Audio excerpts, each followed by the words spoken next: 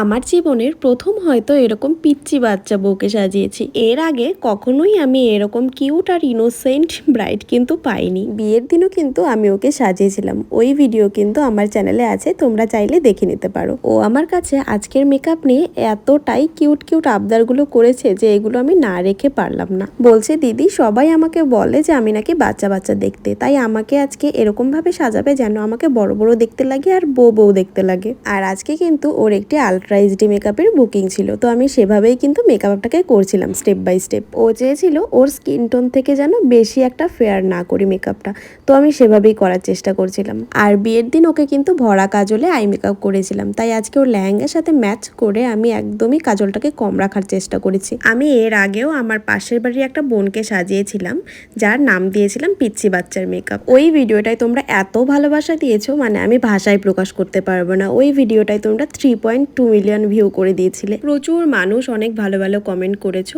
অনেক মানুষ অনেক খারাপ কমেন্টও করেছো। একটা ভিডিও যে সবাই ভালোবাসবে সেটার কোনো মানে হয় না। আর যারা আমার ভিডিওকে ভালোবাসো, আমাকে ভালোবাসা দাও, তাদেরকে অনেক অনেক ধন্যবাদ। তোমরা পাশে থেকো যেন এইভাবেই আমি এগিয়ে যেতে পারি। আশা রাখছি এই ভিডিওতেও তোমরা অনেক ভালোবাসা দেবে। এই নাও, তোমাদের সাথে কথা বলতে বলতে আমার ব্রাইডের মেকআপ লুক কমপ্লিট। কেমন লাগছে আমার আজকের এই পিচ্চি বাচ্চা বউকে অবশ্যই জানিও। আমি কিন্তু ওর থেকে রিভিউ নিয়েছিলাম, আমি কিন্তু ওর মন মতন ওকে সাজিয়েছি। কি ওকে কি দেখতে এখনো বাচ্চা বাচ্চা লাগছে নাকি বউ বউ লাগছে? কমেন্টে বলে যেও তো।